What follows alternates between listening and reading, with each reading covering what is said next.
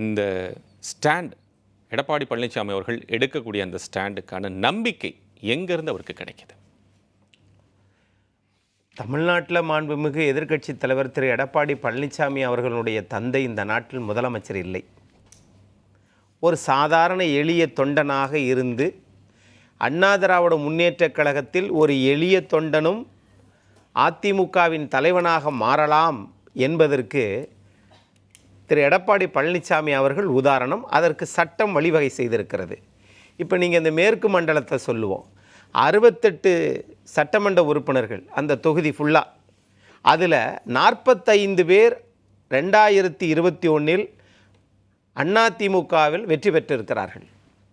அந்த நம்பிக்கையின் அடிப்படையில் தான் இன்றைய மாண்புமிகு எதிர்க்கட்சி தலைவர் அதிமுகவின் பொதுச் செயலாளர் சொல்கிறார். இல்லை, அதுக்கப்புறம் வந்திருக்கக்கூடிய எந்த தேர்தலுமே அதிமுகவுடைய பலம் நிரூபிக்கப்படவில்லை அப்படிங்கிறத திமுகவே கிளைம். அப்போது அதுக்கப்புறம் நகர்ப்புற உள்ளாட்சி தேர்தலாகட்டும், நாடாளுமன்ற தேர்தலாகட்டும், இந்த தேர்தல்களில் பலம் நிரூபிக்கப்படவில்லை. தனியாக இருந்த போதும் உங்களுக்கு நிரூபிக்கப்படல, பாஜகவோட கூட்டணி இருந்தப்பையும் பண்ண முடியல. அப்புறம் எந்த அடிப்படையில் இதை எடுக்கிறாரு அப்படிங்கிற கேள்வி திமுகவினர் முன்வைக்கிறார்கள். இந்த நம்பிக்கையில் தான் முதலமைச்சர் மு க ஸ்டாலின் அவர்கள் இப்போ சொல்லும்போது சொல்கிறார், உங்களுடைய தோல்வியே அங்கேருந்து தான் துவங்க போகிறது, நீங்கள் எதை நம்பி இருக்கிறீங்களோ அங்கேருந்து தான் உங்களுக்கு துவங்க போகுதுன்னு சொல்கிறார். பரவாயில்ல, நான் அவருடைய நம்பிக்கையே நம்ம 2011 அவங்களுடைய நம்பிக்கையோடு தான் இருந்தார்கள். ஆனால் எதிர்க்கட்சி அந்தஸ்து கூட இழந்தார்கள்.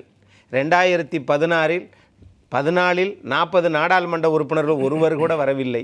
அது நம்பிக்கையோடு தான் இருந்தார்கள். அரசியல் கட்சியில் நான் இவ்வளவு வெற்றி பெறுவேன் என்று சொல்லலாமே ஒழிய, உங்கள் தோல்வி அங்கிருந்து தான் ஆரம்பிக்க போகிறது என்றால் இது அதிகார ஆணவத்தின் உச்சம். 2, தாழ்ந்தவர்களை உயர்த்த வேண்டுமே ஒழிய உயர்ந்தவர்களை தாழ்த்துவது தான் திமுகவினுடைய அரசாங்கம். திமுகவுடைய விருந்தினர் இன்னும் வரல, அதனால் நம்ம அவருடைய தரப்பில் இருக்கக்கூடிய விஷயங்களையும் கவனித்து பேசணும். அதனால் அதை பற்றி பேச வேணாமா? பேசுங்க, சொல்கிறேன். அவரை பக்கம் டிஃபெண்ட் பண்ணுற அவர் தாமதமாக வந்தால் நாமா பொறுப்பு? அரசாங்கமே தாமதமாகத்தான் வருகிறது. 15 நாள் தூய்மை பணியாளர்கள் போராடி கொண்டிருக்கிறார்கள், அரசாங்கம் போகவே கிடையாது. நகராட்சித்துறை அமைச்சர் எங்கே என்று கேட்கிறார்கள், இந்த அறநிலைத்துறை அமைச்சர் போகிறார்.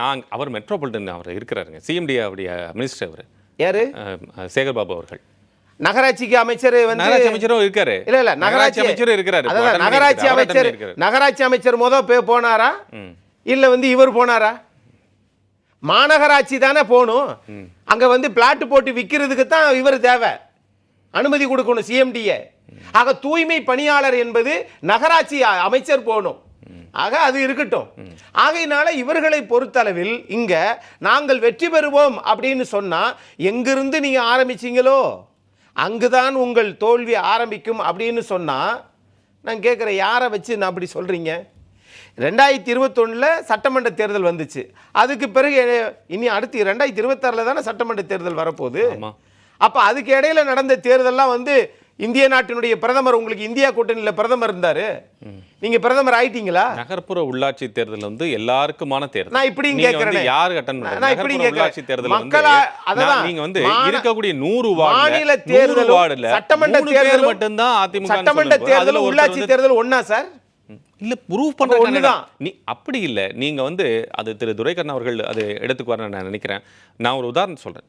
உள்ளாட்சி பிரதிநிதிகள் அதிமுக வலுவாக இருக்கிறது, திமுக வலுவாக இருக்கிறது என்றால் உள்ளாட்சி பிரதிநிதியுடைய பலம் இல்லாமல் அந்த வலு கூட சேர்த்து நிக்குமா அப்படிங்கிற கேள்வி வருமா? நல்ல கேள்வி, பதில் சொல்லுங்க. 5 ஆண்டுகளுக்கு முன்பு தேர்தல் நடத்தினீங்கல்ல, ஊரக உள்ளாட்சி தேர்தல். 5 வருஷம் மேல 6வது வருஷமா நடந்துகிட்டு இருக்கு. அந்த தேர்தலை ஏன் நடத்த மாட்டீங்க? நீங்க தான் பலமா இருக்கிறீங்களே, மக்களுக்கு நல்லதா செஞ்சு குமிச்சிட்டுவீங்களே வரியை ஏத்தி. ஆக ஏன் நடத்தாம இருக்கிறீங்க? சென்னையில மாமன்ற உறுப்பினர்கள் 4-5 பேர் இறந்துட்டாங்க. ஏன் உங்களால ஒரு வார்டு கவுன்சிலர் கூட உங்களால ஏன் இது பண்ண முடியல? ஆகவே உங்கள் நிலைப்பாடு என்பது இந்த பாத்தீங்களா, மோடி வந்தால் இந்தியாவை பயங்கரமாக வளர்ச்சி பாதையில் செல்லும் அப்படி சொல்லி சொல்லி சொல்லி இந்தியாவே படுத்து கிடக்கு. அதே மாதிரி தான் இங்கே திமுகவும், அங்கே பாஜக இந்தியாவை எப்படி நடத்தோ அதே மாதிரி தான் இங்கே திமுக நடத்திக்கிட்டு இருக்கு. ஆகவே இதில் ஒன்றும் பெரிய வித்தியாசமெல்லாம் கிடையாது. ஆக இவங்க வந்து அவங்க மதத்தை வச்சு அரசியல் பண்றாங்க, இவங்க வந்து விளம்பரத்தை வச்சு அரசியல் பண்றாங்க. பாஜக கூட்டணி இருக்குதானே சார், அது கூட்டணி இருக்கிறது என்பதற்காக அவர்களை பூரா பொதி சுமக்கிற கழுதைகள் அல்ல மாநில கட்சிகள். ஆகவே அவங்க நிலைப்பாட்டை தான் சொல்லுகிறோம். ஆகையினால இங்க வெறும் விளம்பரம், அரசியல ஏதாவது செய்தி தொடர்பாளர்கள் 4 IAS அதிகாரிகளை போடுவீங்களா? அப்ப அவ்வளவு பொய் செஞ்சிருக்கிறீங்க, அவ்வளவு நிர்வாக குளறுபடி. அதற்காக IAS படிச்சு வந்தவங்களை செய்தி தொடர்பாளர்களா நீங்க மாத்துறீங்க அப்படின்னு சொன்னா நான் கேட்கிறேன். நேற்றைய தினம் மதுரையில் அந்த மேயருடைய கணவர், இந்திராணியினுடைய கணவர் கைது செய்யப்பட்டிருக்கிறார். அரசு ஊழியர்களாக இருந்த கார்ப்பரேஷன் அரசு ஊழியர் இருந்த 17 பேர் சிறைச்சாலையில் இருக்கிறாங்க. தெற்கு பகுதியில ஏறத்தாழ 110 சட்டமன்ற உறுப்பினர்கள் வர்றாங்க. ஏன் அங்க ஆரம்பிக்கிறீங்களே, அங்க போய் சொல்லுங்களேன். இல்ல அங்க சொல்ல மாட்டாங்க. அது காரணம் என்னன்னா, இந்த இடத்தில் நம்முடைய கோட்டையாக இப்ப சென்னையில் இருக்கக்கூடிய இடத்துல வந்து இப்ப அதிமுக கோட்டைன்னு சொன்னா அது ஏற்கத்தக்கதாக இருக்காருன்னு அவர்களுக்கே தெரியும். அப்படிங்கும்போது அந்த இடத்தை வந்து எந்த இடத்தில் நாம் உறுதியாக இருக்கிறோம் என்ற இடத்தில் இருந்து அவர்கள் பேசுகிற போது அங்கேயே நீங்க இல்ல அப்படின்னு சொல்றது சரியா? எதுல உறுதியா இருக்கிறீங்க அது ஒண்ணு சொல்லுங்க. இப்படித்தான் ஒரு காலத்துல சென்னையில சொன்னீங்க திமுகவின் கோட்டை சென்னைன்னு. அந்த 14 தொகுதி அதிமுக வென்றது. அதற்கு பிறகு என்னாச்சு? அதற்கு அரசியலே அப்படித்தான். அதே மாதிரி தான் 2011 எதிர்க்கட்சியே இல்ல, 40 நாடாளுமன்ற ஒண்ணு கூட திமுகவில் இல்ல. அதற்கு பிறகு ஆளுங்கட்சியா வந்துச்சுல. அதே மாதிரி தான் தமிழ்நாட்டில் இருமுனை நம்பிக்கையில் பேசுகிறார். நம்பிக்கை என்பது வேலை, அதுதான் யதார்த்தமும் கூட. செந்தில் பாலாஜி என்கிற அதிமுகவிலிருந்து சென்றவரை வைத்து அதிமுகவை அழிப்பதற்கு அதிமுக காரரே நான் எங்க களத்துல அது இன்று நம்ம பேச பிரயோஜனமாக இருக்கு. அது இன்று பேச பொருளும் கிடையாது. அவர் இன்று எங்க இருக்கிறாருங்கிறது தான் பொருள். அவர் பல கட்சிகள் தாண்டினாலும் இன்று எங்க இருக்கிறார், யாருக்கு ஒர்க் பண்றார் அப்படிங்கறத நம்ம பார்க்கணும். அதே மாதிரி தான் நம்ம அங்க இருக்கிறார் இங்க இருக்கிறார் அப்படி பார்த்தா வந்து இத்தனை அமைச்சர்கள் இன்றைக்கு வந்து போர்ட்ஃபோலியோல இருக்காங்கங்கறத நம்ம பார்க்க முடியாது. அதை நம்ம பேச முடியாது. யாருக்கா ஆட்கள் இல்லாதனால தான் அதிமுக பிரிச்சு ஆள் எடுத்துட்டு போய் நீங்க கட்சி நடத்திட்டு இருக்கீங்க. இப்ப யாருக்கா ஒர்க் பண்றாங்க? ஆகவே மேற்கு மண்டலம் என்று வருகிற போது அங்க மேற்கு மண்டல தளபதியாக திரு வேலுமணி அவர்கள் தான். அவர்களை மிஞ்சி எல்லாம் செந்தில் பாலாஜி பெரியாதா வந்துருவாரு அப்படின்னு நினைச்சீங்கன்னா அது கனவு கோட்டை. அது நடக்காது. மேற்கு மண்டலம், கிழக்கு மண்டலம், தெற்கு மண்டலம், மத்திய மண்டலம் கிடையாது. மொத்த தமிழ்நாடுமே எங்களுடைய பக்கம் தான் இருக்கிறது. நாங்கள் செய்திருக்கக்கூடிய திட்டங்களின் அடிப்படையில் நாங்கள் அந்த நம்பிக்கையில் பேசுகிறோம். எடப்பாடி பழனிசாமி அவர்கள் எந்த நம்பிக்கையில் ஏன் ஒரு குறுகிய இடத்துக்குள்ள போறாரு அப்படின்னு கேட்கிறேன். நல்ல வேளை ஆர்வ கோடாறுல திமுக ஆந்திராவிலையும் நாங்க தான் ஆட்சியை பிடிப்போம்னு சொல்லி போடுவாங்களோன்னு பயம் வந்துச்சு. அக்னிபாத்து, முத்தலாக் சட்டம், சரத்து 370 காஷ்மீர் பிரச்சனை, அதெல்லாம் சொல்லித்தானே 2024 40க்கு 40 வெற்றி பெற்றீங்க. இன்னொரு 40 வருஷத்துக்கு அதே பேசி ஓட்டு வாங்கிடலாம்னு நினைக்கிறீங்களோ? தமிழ்நாட்டை பொறுத்தளவில் வரக்கூடியது சட்டமன்ற தேர்தல். இந்த சட்டமன்ற தேர்தலில் தமிழ்நாட்டில் 2 முறை தமிழ்நாடு சட்டமன்றத்தில் சட்டம் இயற்றி அந்த சட்டத்தை உங்களால் சட்ட வடிவமாக்க கூட முடியாமல் 142 நாள் திரும்ப பெற்று அது மாண்புமிகு எதிர்க்கட்சி தலைவர் அதிமுகவின் பொதுச் செயலாளர் அதிமுகவே அதை ஆதரிச்சதுக்கு பிறகும் நீட்டு விலக்கு மசோதா உங்களால கொண்டு வர முடியல. ஆனா நீங்க பேசிக்கிறீங்க. பெரும்பான்மையை நிரூபிக்க சொல்லி நீங்க கேட்டபோது அதிமுகவினுடைய வாக்குகளையும் அந்த 11 சட்டமன்ற உறுப்பினர்களையும் திமுக பக்கம் இழுத்துக்கிட்டு அன்னைக்கே உங்க பெரும்பான்மை தோத்து போச்சா இல்லையா? வெற்றி பெற்றீங்களா? சொல்லுங்க மதிவான். ஆகவே அதாவது ஆகவே இவர்கள்